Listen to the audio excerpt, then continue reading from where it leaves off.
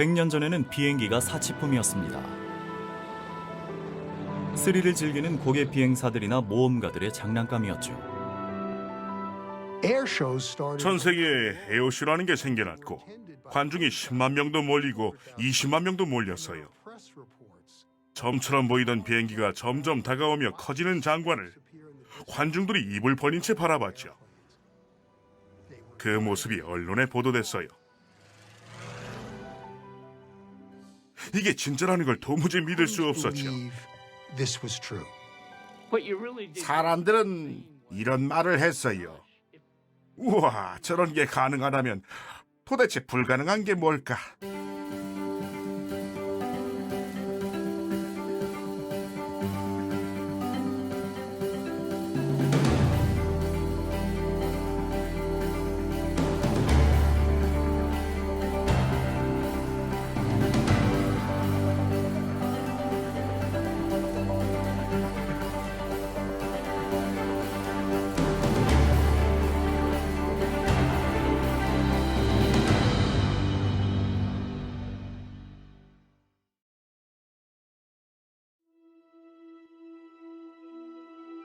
빌 보잉은 28세에 처음으로 날아가는 비행기를 보게 됩니다. 빌 보잉은 1910년 1월에 LA에서 열린 에어쇼를 봤어요. 그리고 당시 비행기에 빠져들어 버렸죠. 당시 에어쇼를 본 사람들이라면 다 그랬어요. 다른 관심사도 있고 다른 일로도 돈을 벌고 있었지만 그때부터 그는 항공업계의 뛰어난 사업가가 됐죠. 바로 그때부터였어요. 빌 보잉은 그때 이미 앞을 내다보았죠. 당시 목재로 제작된 비행기는 느리고 시끄럽고 안전하지도 못했지만 보잉은 비행기에 푹 빠졌어요.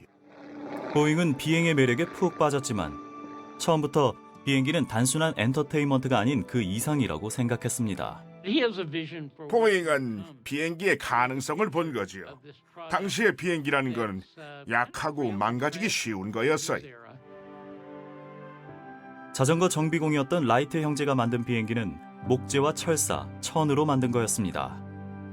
하지만 보잉은 그런 비행기가 언젠가는 철도나 자동차처럼 우리 일상을 지배하리라 믿었습니다.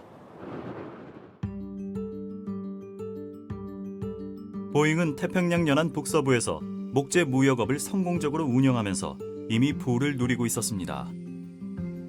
하지만 보잉이 남긴 유산은 다름 아닌 1916년에 설립한 회사입니다.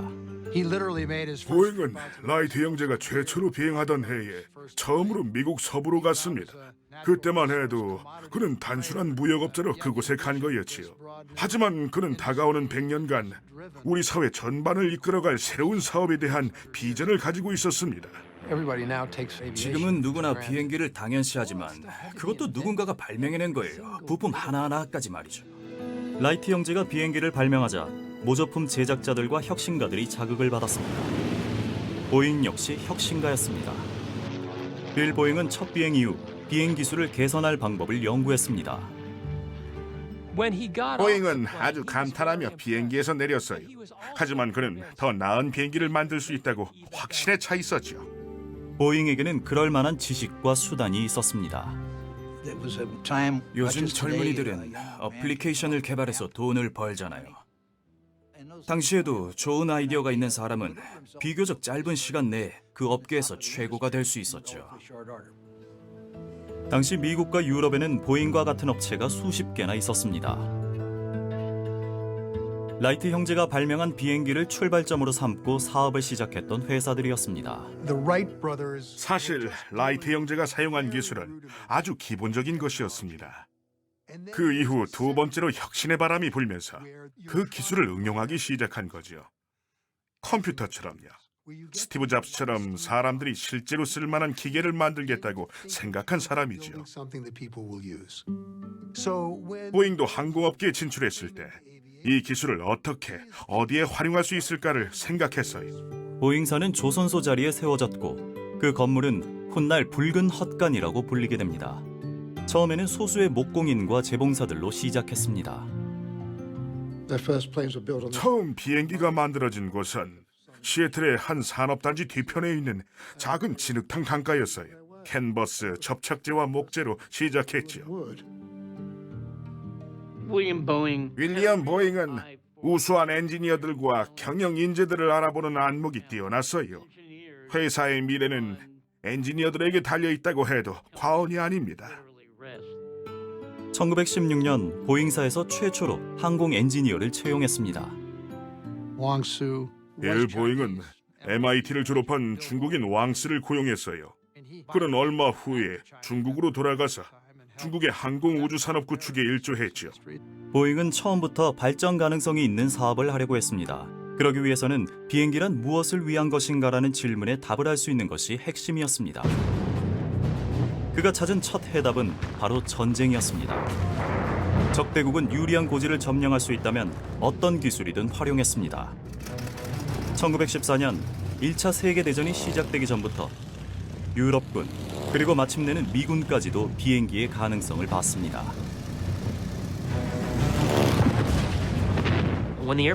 비행기가 발명되면서 갑자기 3차원 전쟁이 됐습니다.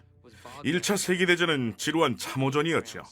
병사들은 땅을 파고 들어가 지상의 적군과 수십 피트를 점령하기 위해 싸웠습니다. 그런데 비행기가 등장하면서 땅을 파고 들어가는 대신 그 땅 위를 날아다니게 된 거죠. 비행기의 가장 큰 강점은 정찰력에 있었습니다. 적진을 향해 날아가서 그곳의 상황을 직접 눈으로 파악할 수 있었으니까요. 과거 기갑부대가 하던 일을 비행기로 대신할 수 있었어요. 보잉사의 첫 고객은 미군이었습니다. 엔지니어였던 왕스가 모델 C기를 제작했고 해군에서 훈련용으로 50대를 주문했습니다. 300명이 넘는 직원들이 해군기를 제작하는 데 투입됐습니다.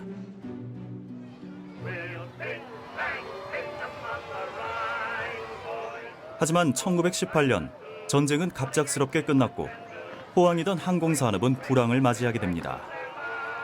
군대의 주문이 끊겨버린 것입니다. 직원의 3분의 2가 해고됐고 보잉 항공사는 임시로 가구 제작에 나섰습니다. 빌 보잉은 비행기란 무엇을 위한 것인가에 대해 또 다른 해답을 찾아야 했습니다.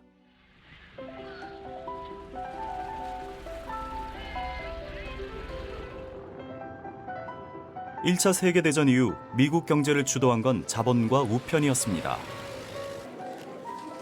비행기는 이 두 가지를 모두 움직였습니다. 우편 계약이 성사되면서 오늘날의 국내선 항공 시장이 생겼습니다. 미국은 항공 우편에 더없이 적합한 나라죠. 워낙 땅이 넓기 때문에 우편을 배달하려면 비행기가 필요하거든요. 당시에는 줄을 오가는 고속도로도 없어서 육로보다 항공이 먼저 발달했습니다. 편지를 기차로 미국 한쪽 끝에서 반대편으로 보내면 일주일이나 걸렸습니다. 비행기로는 더 빨리 우편과 상품을 운송할 수 있었지만 초기에는 위험이 따랐습니다.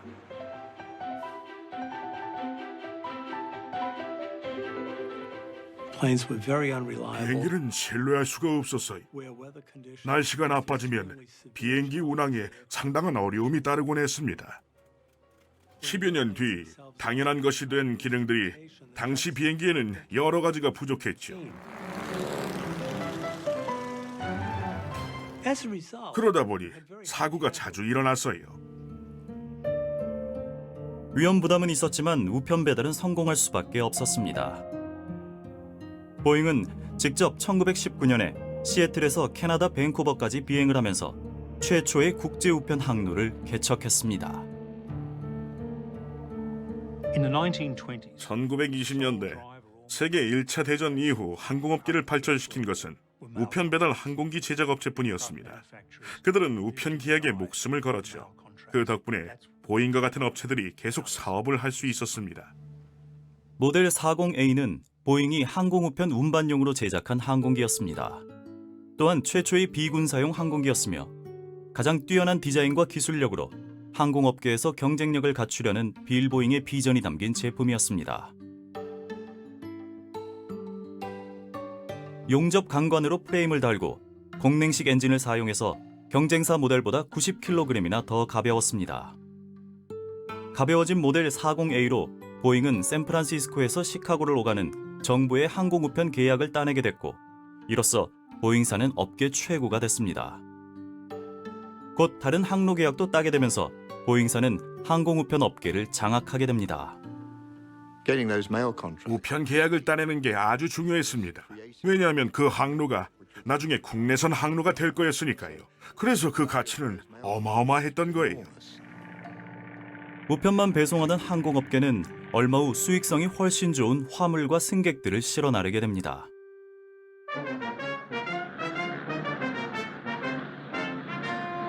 (1927년) 미국 항공업계에는 영웅이 나타납니다.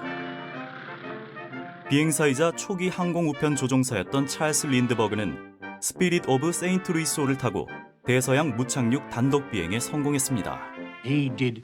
비행기로 여행을 할 수 있다는 생각을 처음으로 사람들 머릿속에 심어준 것이 바로 찰스였습니다. 찰스 린드버거는 최초의 현대적인 유명인사라고 할 수 있습니다. 그의 단독 비행이 세계에 미친 여파는 요즘 사람들이 이해하기 어려울 정도로 가히 혁명적이었죠. 미국인 수백만 명이 그를 보았고 그의 말에 집중했어요. 린드버거는 미국 83개 도시를 방문했지요. 그는 록스타나 다름없었지요. 미국인은 물론 전 세계 수백만 명에게 아이돌 같은 존재였죠. 우편 항로에 비견할 만한 여객기 항로를 만드는 건 바로 우리에게 달려 있습니다. 항공업의 발전을 위해 전국 모든 마을과 도시에 공항을 건설해야만 합니다. 그때까지만 해도 비행기로 여행하는 건 현실보다 개념에 가까웠습니다. 화물을 실을 필요가 없을 때는 모델 40A의 앞에 2인석이 마련됐습니다. 최초의 여객기에서는 사람이 우편물 위에 앉아서 갔어요. 개방형 조종석에 앉은 채로 피츠버그에서 시카고까지 가는 거죠. 웬만한 강인함이 아니면 아마 상당히 힘든 여행이었을 겁니다. 하지만 린드버그 이후로 부유한 사람들은 비행기 여행을 현실적으로 생각하게 됐습니다. 그러자 보잉은 승객들을 위한 모델 80을 새롭게 선보였습니다. 12인승의 비행기로 가죽으로 된 좌석과 난방이 완비된 객실, 그리고 냉온수도 나왔습니다. 모델 80에는 처음으로 승무원들이 동승했고 불안해하는 승객들을 안정시켜줄 간호사도 있었습니다. 값비싼 비용을 댈 수 있는 사람이라면 누구나 비행기로 여행하고 싶어 했습니다. 미국이 점점 더 고속우편 배달에 의존하게 됨에 따라 항공업계는 곧 호황을 맞게 됐습니다.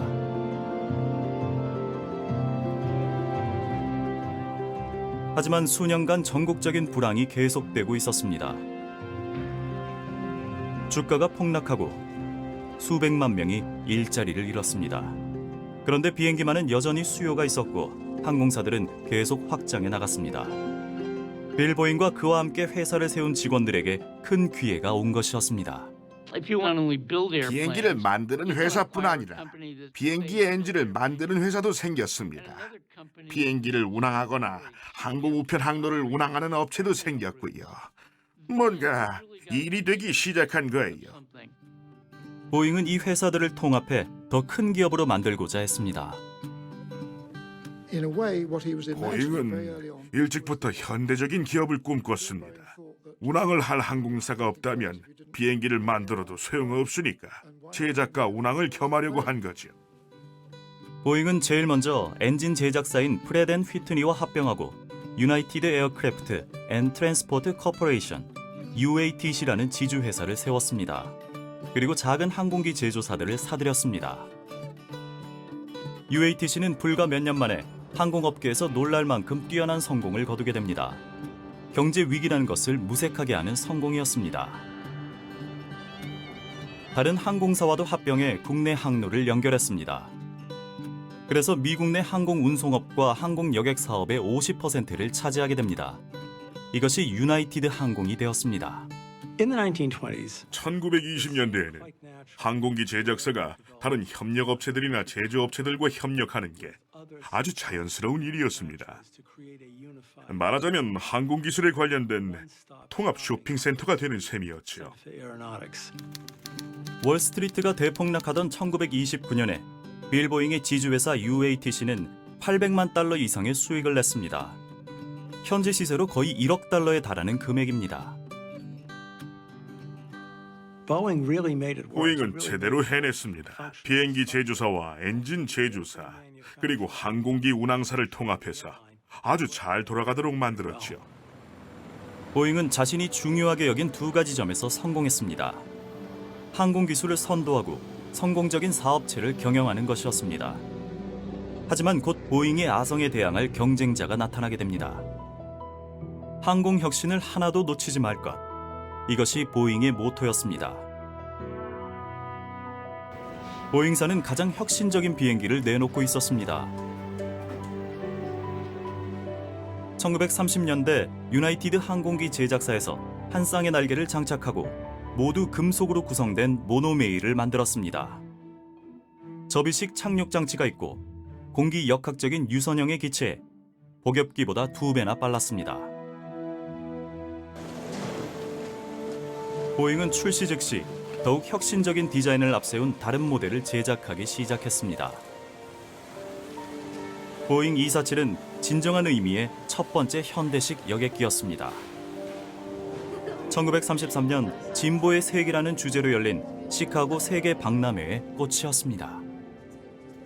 보잉 247은 가변 피치 프로펠러에 객실 난방 기능, 접이식 착륙 장치, 날개와 꼬리에 제빙 기능을 갖추고 오토 파일럿을 탑재했습니다. 1920년대 말부터 1930년대에 개발된 모든 기술이 집약된 대단히 혁신적인 제품이었죠. 보잉이 소유한 유나이티드 항공에서 60대를 주문했죠. 보잉의 유나이티드 항공기 제작사는 보잉 247을 지주회사의 다른 사업체인 유나이티드 항공에 판매했습니다. 지금 생각하면 항공기 제조사가 운항사를 소유한다는 것이 이상하지만 그때는 이상하지 않았어요. 새로운 형태의 사업이었기에 제품을 제조해서 시장을 점유하겠다는 거였죠. 다른 항공사들은 유나이티드 항공이 60대를 받을 때까지 기다려야만 했습니다. 이것이 빌 보잉이 원하는 지주회사의 운영 방식이었습니다. 어떻게 보면 대단한 거였죠. 그러자 대표적 경쟁사인 트랜스 월드 항공에서는 다른 제조사를 찾아가 보잉에 대적할 만한 제품을 만들 수 있겠냐고 알아봤죠. 트랜스 월드 항공은 당시 대륙 횡단 항공사로서 떠오르고 있었습니다. 차세대 항공사 대열에 서려했지요. 보잉에 거절당하고 더글라스에 가서 제작을 문의했어요. 트랜스 월드 항공과 아메리칸 항공, 그리고 KLM은 보잉의 경쟁사인 더글라스 항공기 제작사와 창업자인 도널드 더글라스에게 발길을 돌렸습니다. 도널드 더글라스는 20세기 최고의 천재 중 하나라고 해도 과언이 아닙니다. 게다가 아주 매력적이고 잘생겼고 깔끔한 인상까지 겸한 뛰어난 실력의 엔지니어였죠. 그에게는 사람들을 끌어들이는 힘이 있었습니다. 더글라스는 최고 수준의 항공 엔지니어들을 끌어모았습니다. 그들은 세계 최고의 항공사 중 하나인 더글라스 항공에서 일하기 위해 따뜻한 캘리포니아 남부로 찾아왔지요. 두 업체의 경쟁 구도는 아마도 미국 항공업계 역사상 최고였을 겁니다. 보잉은 더글라스사에 비해 상용 항공 사업에서 뒤처진 부분이 있었습니다. 기술은 혁신적이었지만 뭔가 부족했지요. 더글라스가 빠르게 치고 올라왔습니다.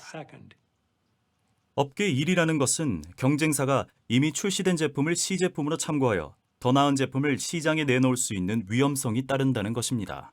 더글라스는 이를 실행에 옮겼고 이것이 바로 DC-1입니다.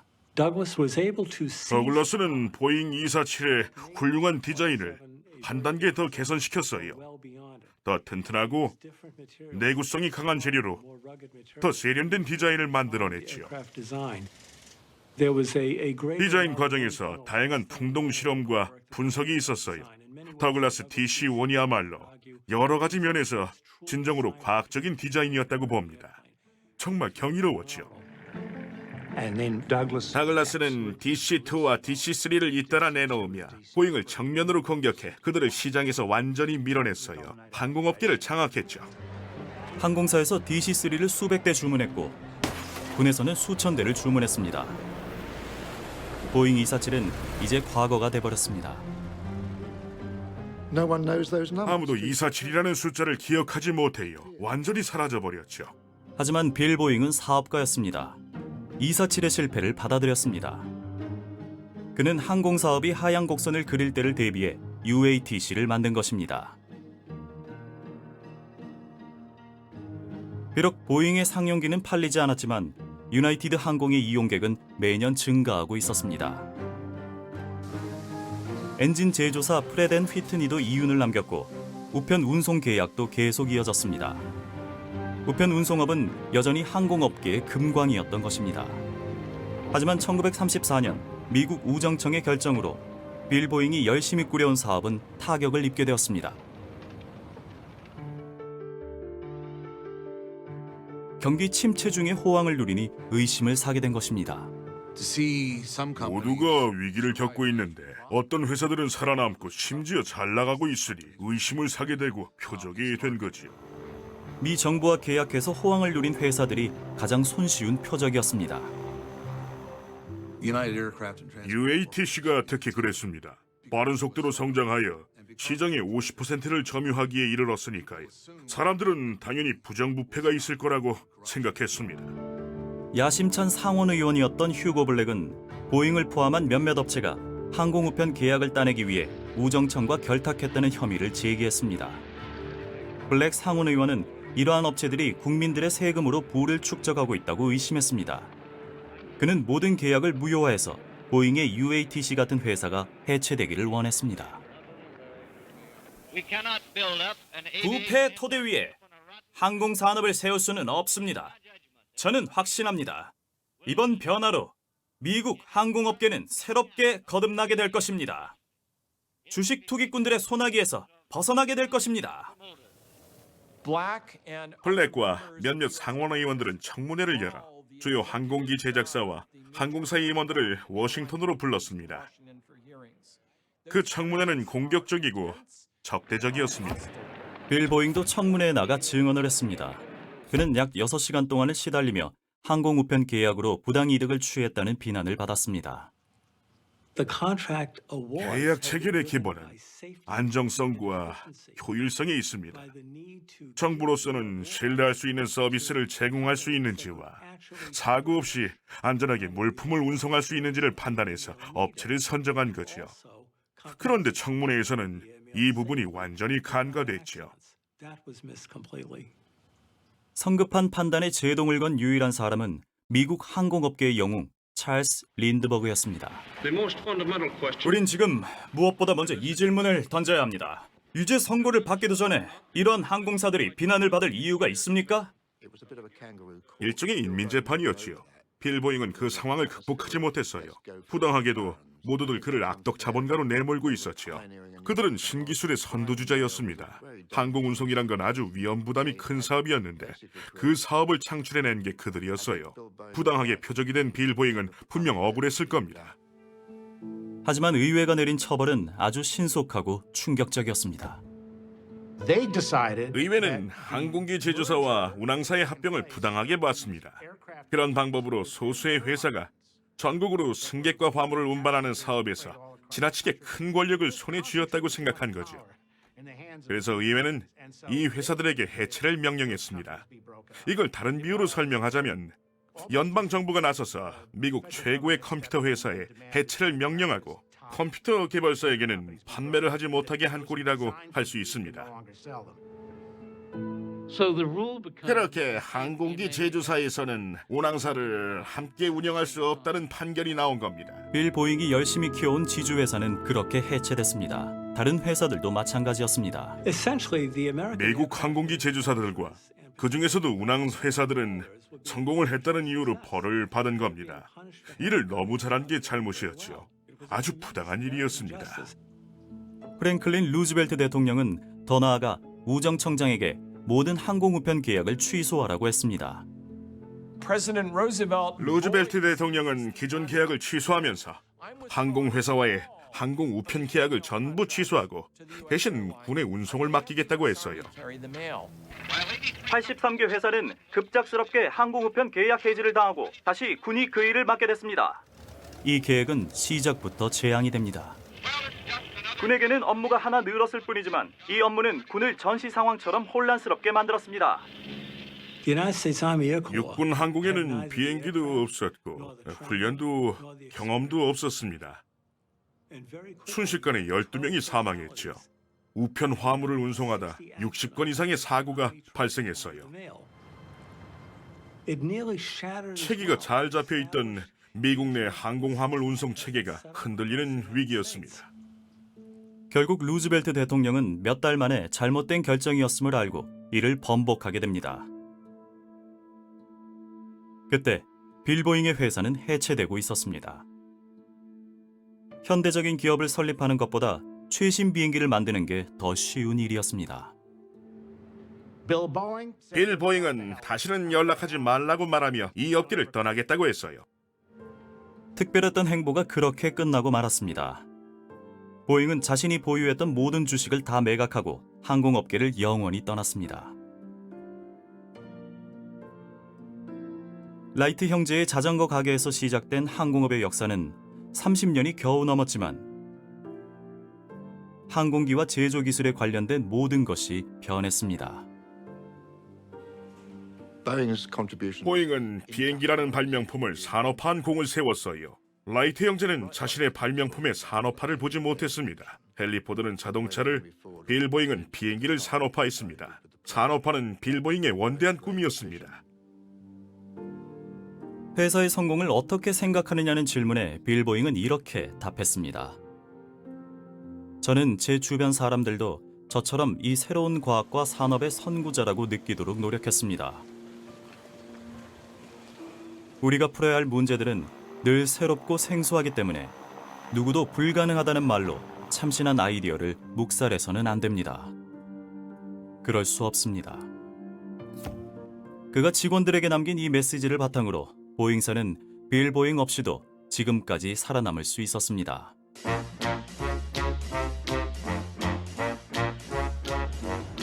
(1930년대) 언론에서는 미국의 항공산업이 황금기에 접어들었다고 말했습니다. 도널드 더글라스와 더글라스 항공기 제작사 덕분이었습니다.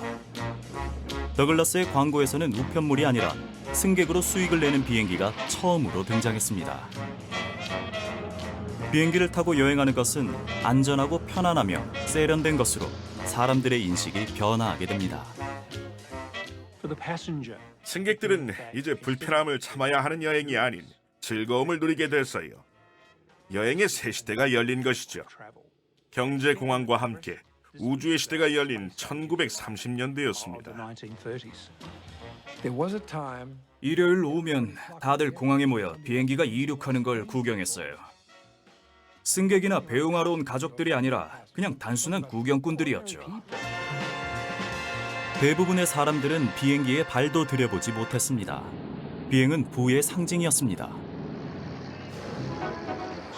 경제 공황이 악화되어도 매력적인 스타가 나오는 할리우드 영화만큼 비행에 대한 환상은 컸습니다. 서부에서 비행기가 들어온다고 하면 공항에 사진 기자들이 대기를 했어요. 왜냐하면 그 안에 유명인이 타고 있을 테니까요. 비행기에 탈 때는 잘 차려입었어요. 여자들은 진주 목걸이에 정장을 입었고 남자들은 넥타이를 맸죠.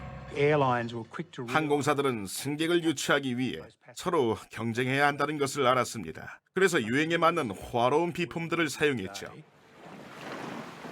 호화로운 여행의 시대를 상징하는 클리퍼라고 불린 비행기가 있었습니다.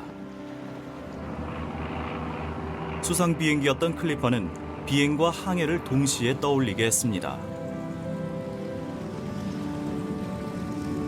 다른 업체의 비행기보다 크고 화려했던 클리퍼는 보잉이 시애틀의 팬엠사에 판매한 기종이었습니다. 팬엠의 클리퍼는 항공산업의 첫 황금기를 상징하죠. 약간은 볼품없기도 했지만 은색의 기체가 아름답고 웅장했으니까요. 이름도 차이나 클리퍼로 이국적인 느낌을 주었고요. 팬엠은 당시 유일한 국제선 운항사였습니다. 클리퍼는 이런 팬엠사의 야심을 충족시킬 만한 항공기였습니다. 배가 정박할 수 있는 곳이면 어디든 착륙할 수 있었습니다. 이 큰 덩치의 클리퍼는 아마 역사상 가장 낭만적인 상용 항공기였을 거예요. 비행이 가능한 이 커다란 배에 탑승하면 태평양을 건너 하와이나 마닐라, 심지어 홍콩까지 갈 수 있었지요. 페넴은 새로운 항로를 열었습니다. 그러나 현실은 클리퍼처럼 낭만적이지 않았습니다. 1930년대 들어 어려움을 겪게 된 보잉사는 상징적인 클리퍼를 단 12대만 제조합니다. 보잉사는 항공산업의 혁신을 이뤘지만 경쟁사인 더글라스 항공기 제작사가 황금기의 여객기로 시장을 장악했기 때문입니다. 1934년 결국 보잉사는 1,700명이었던 직원을 700명으로 감원합니다.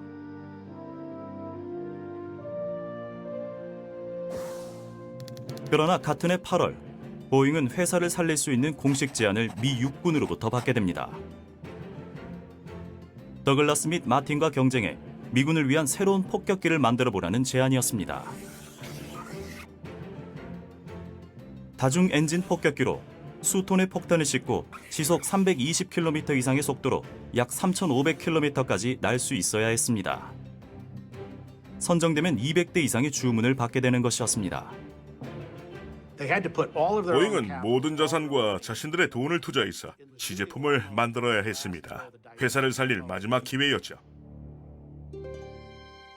1934년 보잉은 최고의 폭격기를 만드는데 회사의 미래를 걸었습니다. 보잉의 새로운 사장 클레어 에그베트는 군용 항공기 제작을 꿈꿔왔습니다. 1923년 이래 일찍이 군용 항공기의 필요성을 지지했던 빌리 미첼 준장에 의해 입증된 항공력의 위력을 봤기 때문입니다. 빌리 미첼 준장이 두 척의 미군 전투함을 폭격할 때 에그베트도 참석했었지요. 군용 항공기의 위력을 입증한 거죠. 초보적인 폭격기는 퇴역 함선 두 척을 공격해 침몰시킨 것입니다.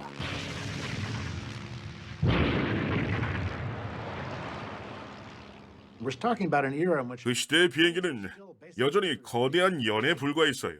철제 프레임과 캔버스로 만든 연이었죠. 그런데 미첼이 공습만으로 거대한 메머드급 배를 침몰시킨 겁니다.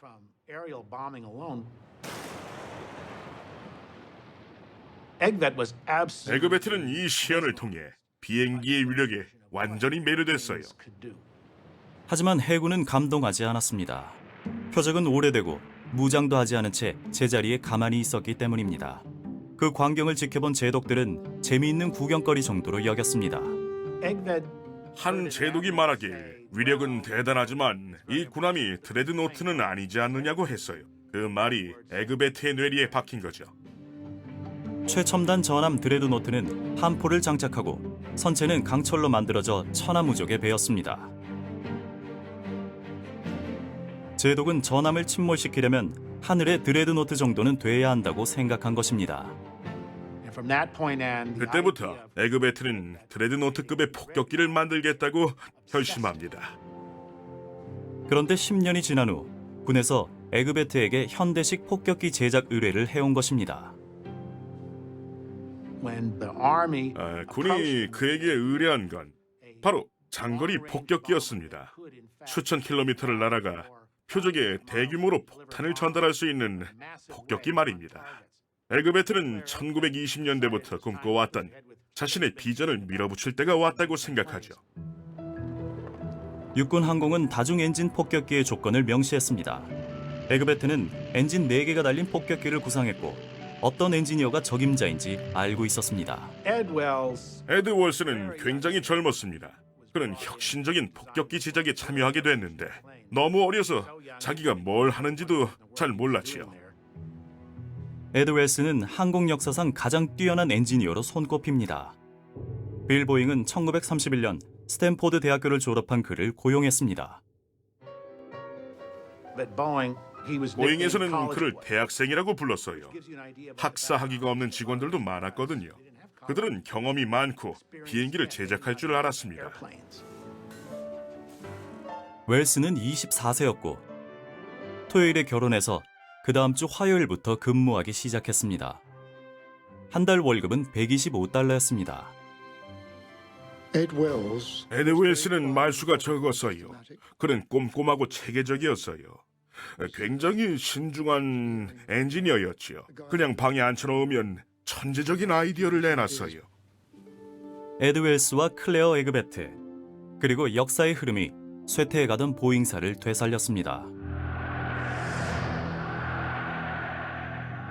1930년대 미국인들은 대부분 해외에서 벌어지는 일에 관심이 없었습니다. 유럽과 아시아에서 파시스트가 많아진다고 해서 전쟁에 동참할 생각은 없었습니다. 두 바다를 사이로 떨어져 있던 미국은 마음 편히 고립돼 있었습니다. 미군은 전쟁에 대비하지 못했습니다. 육군은 소규모였고 해군함은 낡았으며 빌리 미첼처럼 항공력의 미래를 내다본 사람들은 급진주의자로 불렸습니다. 의원들 중 일부는 평시에 폭격기를 제작하는 것이 파시스트를 자극해 전쟁을 유발할지 모른다고 우려했습니다. 육군은 의회에 연안 방어용 폭격기를 제작하자고 설득했고 결국 비용 지원을 받을 수 있었습니다. 장거리 폭격기가 있어야 해안선을 지킬 수 있고 해군과 협력할 수 있다고 설득하여 지원을 받을 수 있었어요. B-17 시제기는 11개월 만에 설계에서 제작까지 완료됐습니다. 11개월 만에 혁신으로 가득 찬 뛰어난 폭격기를 만들어낸 것입니다. 조종석은 난방이 가능하고 포문이 5개나 있었습니다. 기체 중앙부 아래 하나가 있고 양 옆구리 쪽에 2개씩이 위치해 있었습니다. 또 당시에는 신소재였던 플렉시 글라스로 덮여 있었습니다. 기체 전체를 전례 없는 방식으로 강화한 것입니다. B-17은 근본적으로 에드 웰스의 작품이었어요. 에드 웰스는 보잉의 창립자 빌 보잉처럼 사용 가능한 재료로 가장 혁신적인 항공기를 만들어 회사를 이끌고자 했지요. 공장에서 제작된 웰스의 B-17은 차원이 다른 항공기였습니다. 시애틀의 한 기자가 비행하는 요새라고 표현했고 그것이 그대로 이 항공기의 이름이 됐습니다. 1935년 10월 웰스는 오하이오주 데이튼에 가서 경쟁사와 함께 폭격기를 시험했습니다. 웰스는 아버지에게 보내는 편지에 이렇게 씁니다. 생각만 해도 겁이 나지만 저를 믿어주는 회사를 위해 최선을 다하겠습니다. 회사의 운명은 시험 비행 결과에 달려 있었습니다. 에그베트와 웰스는 군에서 요구한 기준을 충족시킬 만한 폭격기는 자신들의 제품뿐이라고 자신했습니다. 더글라스와 마틴의 시제기는 쌍발 폭격기였고 당시 대량 생산되던 상용기와 비슷했습니다.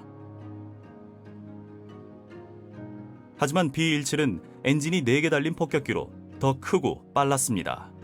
폭탄을 5배 더 많이 싣고 더 높이 그리고 더 멀리 날 수 있었습니다. 육군 항공에서는 B-17의 성능을 아주 마음에 들어 했어요. 경쟁 입찰이 끝나기 하루 전 B-17을 다시 한번 더 비행해 보고 싶다고 했지요. 이 모든 것은 형식적인 절차에 불과했고 B-17이 경쟁에서 이길 것이 분명해 보였습니다. B-17은 매끄럽게 이륙해 상승했습니다. 하지만 갑자기 문제가 발생했습니다. 공중에서 멈추는가 싶더니 그대로 추락하고 말았습니다. B-17은 추락해서 불이 붙었죠. 에드 웰스는 자식이 죽는 걸 보는 기분이었다고 말했죠. 두 조종사는 화재로 사망했습니다. 보잉에서는 B-17의 모든 것을 걸었고 최고의 항공기로 만들었어요. 보잉에서 투자한 금액은 $500,000로 1935년 당시에는 굉장히 큰 돈이었는데 말 그대로 화염으로 사라졌죠. 더글라스가 결국 계약을 따게 됩니다. 쌍발 폭격기를 100대 이상 주문받게 됐습니다. 하지만 사고 원인을 파악해보니 B-17에는 기계적 결함이 없는 것으로 드러났습니다. 실수로 인한 사고였습니다. 시제기의 꼬리 날개에는 주차 시에 내리는 작은 엘리베이터 브레이크가 있었습니다. 자동차의 핸드브레이크 같은 것으로 테스트 파일럿이 그 브레이크를 풀지 않고 이륙한 것입니다. 보잉은 패했지만 에드웰스의 디자인은 비교할 수 없을 만큼 뛰어나서 군에서도 결정을 번복하고자 했습니다. 육군 항공에서 B-17을 원했는데 그 의지가 확고부동했습니다. 그래서 상부에 한 대대분의 B-17을 구입하자고 빌다시피 요구한 거죠. 그 주문이 보잉을 살렸어요. 육군 항공에서는 B-17 13대를 주문했습니다. 이 계약으로 보잉은 간신히 살아남을 수 있었습니다. 실제로 근 10년간 보잉은 항공기로 돈을 벌지 못했습니다. 기술 한계에 도전하는 항공기를 설계했음에도 1939년에는 결국 임금 지급 때문에 매주 대출을 받아야 했습니다. 그 정도로 심각한 부도 위기였어요. B-17을 제작했을 뿐만 아니라 2차 세계대전 최고의 폭격기 B-29를 제작했는데도 말이죠. 하지만 제2차 세계대전으로 모든 판도가 바뀌었습니다. 5년간 세상은 전쟁을 치릅니다. 미국에서만 10만 대가 넘는 항공기가 제작됐습니다. 에드웰스와 에그베트의 B-17은 말 그대로 역사를 바꿔놓았습니다.